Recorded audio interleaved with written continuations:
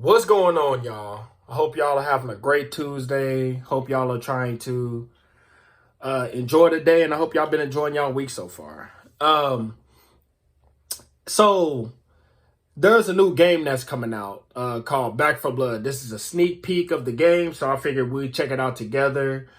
I was reading about it, and I guess this is considered the spiritual successor to Left for Blood, I believe.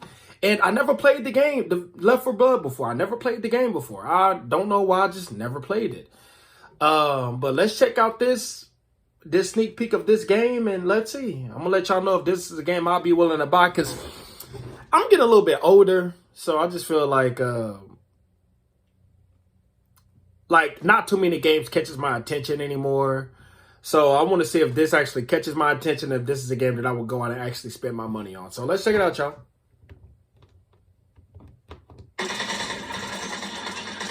Oh, snap. Oh, this is a... Are these zombies?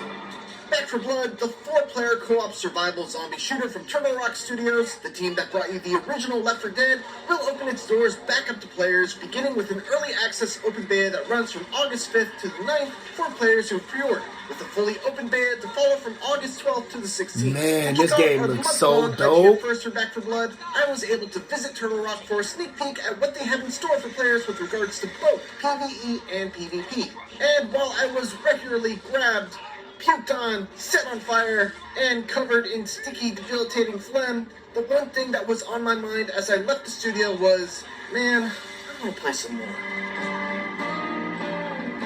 Honestly, this game looks pretty dope. If you're not up to speed on Back 4 Blood, first, I'd highly recommend that you check out our previous coverage of the alpha, but the main thing that you need to know is that it's you and 3 other friends facing off against the zombie horde with a heavy teamwork-oriented focus, much like Left 4 Dead. But there's a key twist, which is the fact that at the core of the experience is a deck-building card system that allows players to build decks of stat-altering cards that help define the roles each player has on a squad. There are cards meant for players who want to play a healer, cards for those who want to be a leader by calling out and marking special zombies, cards for those who want to scavenge supplies across the map, and cards for those who just want to focus on bashing zombies' faces in. Wow! At each safe house, and also after each continue if your team wipes, you're able to add a new card from your deck to your set of active cards, which can often be just the leg up you need to meet the rising difficulty with each new level within an act. The cards aren't just for you either. Every level of Back 4 Blood introduces a number of corruption cards that can enhance the Ridden in specific ways, create challenging world events for your squad to overcome, and even offer a reward for completing an optional challenge that encourages your team to play a certain way, whether it be challenging you to play fast enough to beat a speedrun challenge, or careful enough to get through the level without scaring birds or triggering a horde. All of this is stuff that we got a small taste of in the alpha, but the beta really kicks it up a notch, especially on the corruption card side. One round dealt us a card that would trigger a horde every couple of minutes regardless of what's currently happening in the level, which completely changed how we had to play the game. It caused our team to keep an eye on the countdown clock and call out when a horde was approaching, so we could attempt to find somewhere that's relatively defendable. Of course, that's not always possible. No, look at all those zombies, man. We ended up having to cut off a horde in an area that was open on all sides, and had a pack of birds that inevitably got spooked, which triggered another horde. The whole thing left our squad in utter shambles, and we had to go through it again in just 2.5 minutes. As a vehicle to drive the variation of each run, the corruption card system is extraordinarily effective. And when combined with the more subtle what kind of gun is that? Game director, which orchestrates all the item and enemy spawns, it's easy to see that a clear focus of the team at Turtle Rock is making every run of Back 4 Blood feel as distinct as it can. And so far, it's a goal that they're absolutely succeeding at. I'm impressed so far, honestly. I'm like really impressed. Alpha, I expected to have a great time with the PvE of Back 4 Blood, and I absolutely did. But as someone who's typically very lukewarm on most competitive, asymmetrical multiplayer modes, what I didn't expect was that I would absolutely love its PvP swarm mode. It's 4 versus 4, cleaners versus ridden, in short, bite-sized rounds that have the human players fortifying their defenses in a relatively compact arena and surviving against hordes of AI-controlled zombies with player-controlled special ridden interspersed in the mix. The ridden players must attempt to wipe the opposing team as fast as they can. After a round ends, the team switch sides, and the team that survives the longest as the cleaners wins. Every round begins for the cleaners with a scavenging period where they can explore the level for supply boxes that contain randomly placed goodies like medkits, grenades, Molotovs, razor wire, and an assortment of weapons. Once the scavenge period ends, the Ridden start to spawn, though player-controlled special Ridden can only spawn in locations that are out of sight of the cleaners. How many zombie games are there out right now? I mean, I know The Walking Dead had a game. Extremely important to coordinate your spawns. I don't think there's many zombie video games out there, right? Or am I just out of the loop on all the games that's out there these days? And while the spawn timers are relatively short, this is still a game mode where every second matters.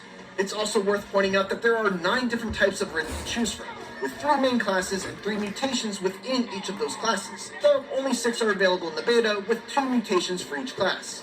Each Ridden is designed to be really good in one environment and kind of weak in another, making it critical to switch to a different monster depending on what the situation calls for. Tall boys and exploders are phenomenal if a team tries to hole up inside a house, but if they're out in the open, a well-coordinated team can spot them and take them down before they cause any damage. Wretches, meanwhile, aren't great in a one-on-one fight, but can force a team that's sticking together to split up with their AoE puke. And finally, the Stinger-type Ridden are near this would be a great game to play with my friends, honestly. Are able to wreak havoc from long range and can force a cleaner team to try and take cover indoors, making them easy prey for your teammates. The cleaners, meanwhile, play very much like they normally would in a PvE game of Back 4 Blood. They must constantly be communicating, calling out locations of special Ridden, taking care not to split off from their team, and always be ready to break an ally out of a bind. There's also a completely separate set of cards that are designed purely around PvP that players can equip themselves with in order to establish roles on their team. For example, the Squad Leader deck comes with a card that allows players to mark special Riddens for the whole team to see, which is invaluable when it comes to locating elusive stingers or coordinating attacks on the more tanky enemies. All in all, it felt really well designed.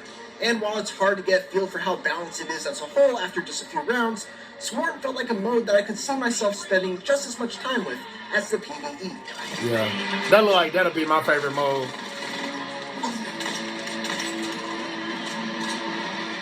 The full Blue Dog Hollow chapter is something of an endurance run for sure, with each level taking anywhere from 15 to 30 minutes, capped off by a thrilling finale that had us desperately trying to close up a mine with a howitzer, while a literal army of zombies swarmed us from every direction.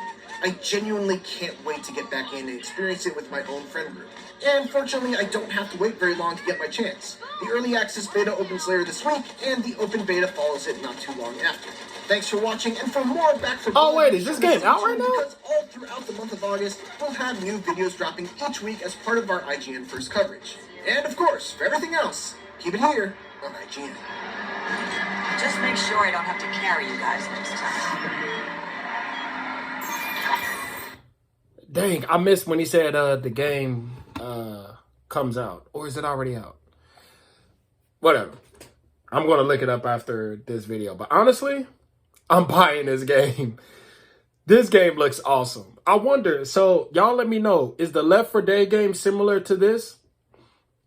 Because if it is, I'm ashamed of myself for not ever getting this game. Honestly, I think I've heard of Left 4 Dead before. But Back 4 Blood, this looks like an awesome game. I want it. I'm buying it. As soon as this video is over, I'm going to go check it out and see if it's out now. If it ain't, I'm pre-ordering it and I'm playing this game.